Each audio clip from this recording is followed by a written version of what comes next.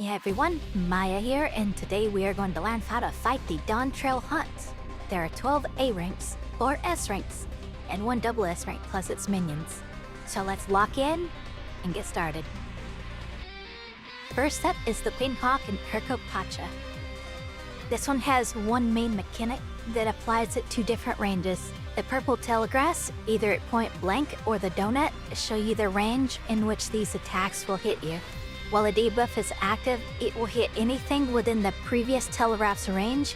It will hit for over 150k on a 700 item mobile tank.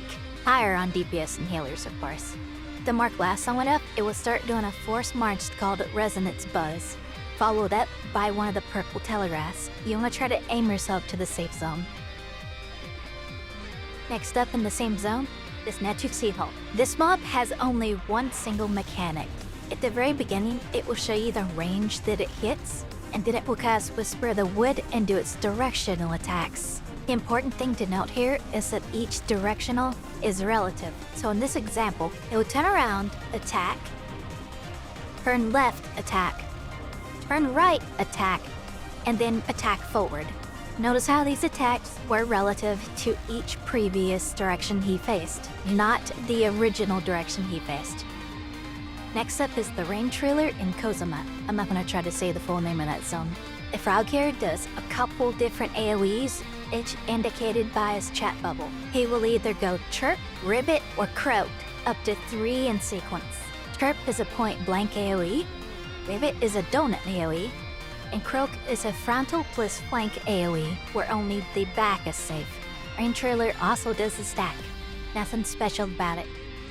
Next up is Pkuucha, whatever, Pikachu. This mob does a variety of AoEs. If you get hit by any of them, you will be stunned, and then he will come and attack you for one massive hit. His first 3 AoEs have a long cast time and a massive telegraph. The first one is a simple circle point blank AoE, next one is a massive frontal, and the third one is a narrow frontal, where he dashes forward. He will continue to do the third one several times later.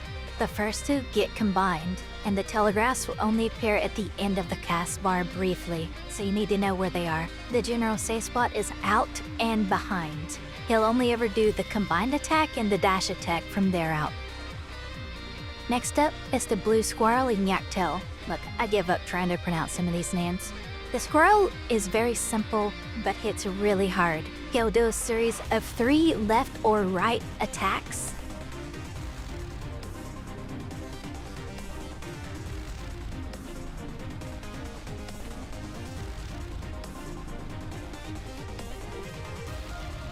And then he'll leap.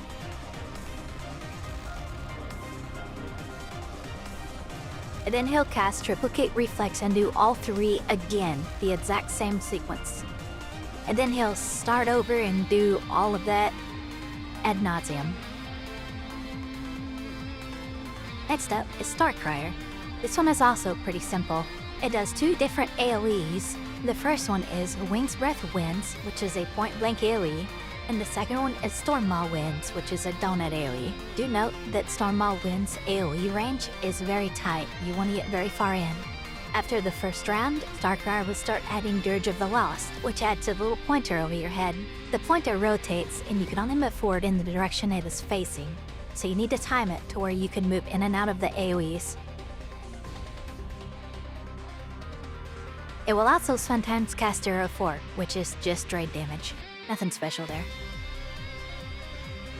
Next up in the 4th zone, Shalawani, is this thing. I'm just gonna call it Frogosaurus. This one does a donut AoE, point blank AoE, a dash AoE, after which he does the donut AoE again, and he will always do the donut AoE at the end of the dash, and then he starts doing a force to march. At this point, he will do his sequence of mechanics in a very specific order every time. He will apply the forced march, then do the point blank AoE, then do the dash AoE, and then do the donut AoE at the end of the dash. The forced march resolves during the dash AoE, so you want to face it to where you follow the dash but don't get hit and end up at the end inside the donut AoE. He also has an interruptible mechanic called Malignant Mucus, which does this. Godspeed if you let it go off.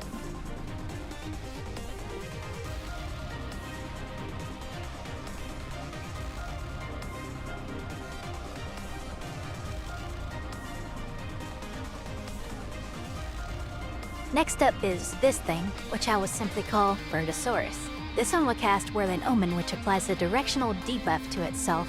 After it will cast a breath attack and a tail attack in various directions, depending on which ability it casted and which direction debuff it has. In this example, it casts Turntail to Terra Spit with a left turn. Pintail means it will do the turn and the tail attack, and Terra Spit will go whichever direction it's facing after that. In this example, the bird does Dactyl to Turn Spit, which means whichever direction it's facing, it will do the tail attack in that direction, and then it will do the turn and spit attack. In this case, it turned to left and spit. Now it's doing Turn Spit to Dactyl, which means it will turn, spit, and tail attack. It will do these mechanics in whichever order it wants, but it will always tell you that order. The main things to know is the direction it turns, when it turns, when it does the tail attack, and when it does the spit attack. There's another example with Turn Spit. Turn Spit to Dactyl, so it will turn right, spit, and then tail attack. One more example with Turn Tail. This is Terra Spit to Turn Tail, so it will spit the direction it's facing, turn left, and then do a tail attack. Next up, in the 5th zone heritage found is this ghost thing. It does only one major mechanic. It does higher power, which will show you an order of AoEs it does, indicated by the icons on its debuff bar. The first AoE is a cone attack, which it will do a number of times during a turn mechanic. So it will do the cone attack, turn, cone attack, turn, cone attack. And when it's out of cone attack charges, it will do either a cross AoE or an X-shaped AoE, whichever icon was on its debuff bar. If you get caught by any of these attacks, you will be stunned, and the ghost thing will start spamming lightning bolts on whoever got caught. Chances of surviving the lightning bolt, slim to none. Next up is this pot of magnetism thing. It will do 2 big AoEs, 1 point blank, very large, called Proximity Plasma, and 1 donut, very tight, called Ring Lightning. These are the base AoEs, and then it will start adding magnetism. It will magnetize both you and itself with either positive or negative. If you are the same, you'll be pushed apart. If you are opposites, you'll be pulled together. And then it will cast you the point blank plasma AoE or the donut-shaped ring AoE based on the magnetic ability it just cast, either Magnetoplasma or Magneto Ring. Here are both variations from start to finish. First, the magnetism is applied, and then it will tell you which AoE it is going to do during the magnetism. In the case, plasma, the magnetic AoE goes off, and then it does the circle AoE. Same here, magnetism applies, and then it casts Magneto Ring, magnetism resolves, and AoE. It also does a stack AoE, nothing special, except kill my Chocobo, and it does a raid damage AoE, also nothing special. Next up is Sally the Sweeper in the Living Memory Zone. She will do a series of 3 purple telegraphs, followed up by either Code Execution or Reverse Code. If she does Code Execution, she will do the AoEs in the same order that she showed you. If she does Reverse Code, she will do them in reverse order. Here's an example from start to finish. So the order here is point blank AoE, donut AoE, and X-shaped AoE.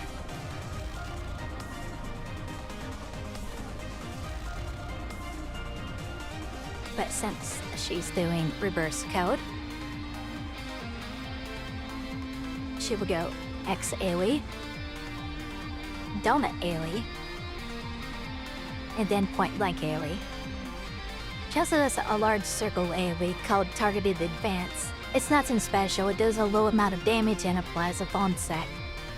Last up on the A-ranks is Cat's Eye. This one's dangerous mechanic is Doom, and it also goes Grrr.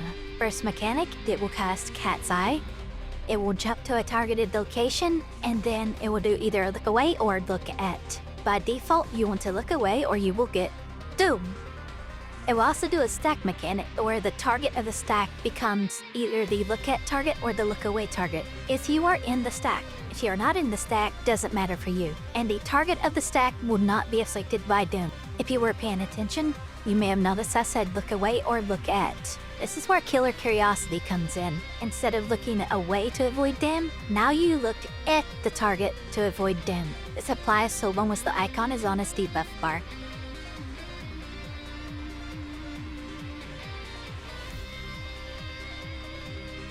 It also does a raid-wide called Gravitational Wave, but it's nothing special. On to the S ranks. First up is this thing in Zone 3, Yehehetoaua'pyo. First mechanic is not just set, long cast, very telegraphed frontal cone, and then he'll cast Whirling Almond, which puts a handful of directional icons on his debuff bar, and then he'll start casting Sap Spiller. It's just the same frontal cone as before, except it will follow the directional icons. In this case, the boss will turn right, do a cone, turn left, do a cone, go around, and do a cone. Next up is Neurotoxify. Everyone hit by this raid-wide will get struck by a debuff that once it expires, will stun them for 6 seconds. This is especially dirty because the boss does Whirling Almond and then the 3 final cones right after.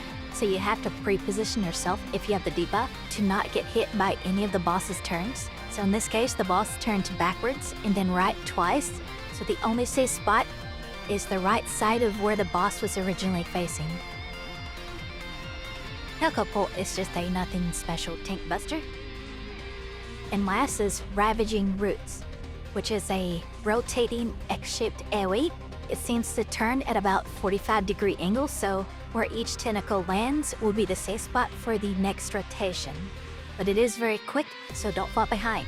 I was also told that there is a stack mechanic that applies a heavy, followed by a frontal cone aimed at where the stack just was, presumably, but I have no footage of this, so I can't show you. Next up is the S rank in Zone 4, Sansheya. First mechanic, Halo of Heat, Donut AoE. Second mechanic, Veil of Fire, Point Blank AoE. Third mechanic, Fire's Domain. He will target one person, that person should move close, and he will charge and hit them. Fourth mechanic, Twin Scorch. He will raise his sword and do a 180-degree slash on the side his sword is raised, and then do another 180-degree slash on the opposite side. Next mechanic, Pyre of Rebirth. This applies a countdown debuff that once it expires, it will apply Pyretic on you for a few seconds. If you move or do any attacks during those few seconds, it will tick on you very hard. Next mechanics are Twin Scorched Halo and Twin Scorched the Veil, which is a combination of Twin Scorched and then either the Veil or Halo attack from earlier. So he would do the 2 180-degree swipes and then either an in or an out. Remember, Halo is in, Veil is out. Also, Pyretic resolves at the end of this mechanic, so be careful. Active Bolt is a stack mechanic, but there's nothing special. Poem Blade is a raid-wide, but again, nothing special. We saw Twin Scorched Veil already, so I'm including Twin Scorched Tail here. Remember, don't forget to stop for the Pyretic. Don't be like me. Next up is Atticus the Primordial. This 3-headed Hydra's only real mechanic is its breath sequence. Leading up to the breath sequence, each head will say something. Here, its left head, its middle head, and then its right head all speak. And when it does the breath sequence, it will do breath attacks in that order. These breath attacks are passive and will cover the entire 360 degrees around the boss, 1/3 of it at a time. Intimidation is a simple raid-wide, nothing special about it. And then Brutality applies a haste to the boss. As you can see, each head is speaking faster, so you need to pay attention closer to see the order of the breath attacks. This matters more so after this breath attack, because he'll start to do 6 breath attacks in a row, but I couldn't get footage where he lived long enough to do that, and I forgot to record the one time that I did see it. The final S rank in Zone 6 is the Forecaster. This one has 4 main AoEs. The first one is Hellfire Conditions, which is a gigantic donut AoE. The next one is Hyper Electricity, which is a point blank AoE. The next one is Gale Forest Winds, which is a gigantic frontal. And the last one is Blizzard Conditions, which is a cross AoE. Take note of the shapes of each of these elemental AoEs. The next thing the boss will do is cast Forecast. it will tell you the order of the AoEs that will happen, but they will not be telegraphed. In this case, we have blizzards, into lightning storms, into gales, and then he will confirm whether or not the weather is correct before going into his weather channel AoE. If the weather is incorrect, he will correct it, and we'll go over that in a minute. So in this weather channel, we will have a cross AoE, and then a point blank AoE, and then a massive frontal AoE. In this next forecast, he is predicting thunder, and then gales, and then heat, which means point blank AoE, frontal AoE, donut AoE. However, he got one of the predictions wrong. He has corrected himself to blizzard conditions from gales, so the frontal AoE will instead be a cross AoE. So in this case, he will go point blank AoE, cross AoE, donut AoE. And then sometimes he will go flood conditions, which is just a targeted small AoE on someone. I've never seen anyone actually get hit by it, so I don't know what it does. Just don't get hit by it, forehead. Next up is the Crystal Incarnation, the Minion of the Double S rank. That really doesn't do much, it just kind of does very telegraphed AoEs every here and there. It kind of hits hard on the primary target, so you definitely want either a tank or a healer to heal you through it. Don't pull without at least one of the two, but it's really not that hard of a mob to fight, so just avoid the telegraphs and you're good. Finally, the double S rank, the Aether Eater, where its mechanic is thermodynamics. Right away, it'll place either a flame debuff or an ice debuff on you. If it is the flame debuff, when it expires, it will inflict you with pyretic. Ice, freeze. Quick recap, pyretic means stop moving, freeze means don't stop moving. Fire 4 is a very large point-blank AoE. Blizzard 4 is a very large and very tight donut AoE. Keep those in mind for when he does his wing attacks. Thermodynamics will now include all of its mechanics.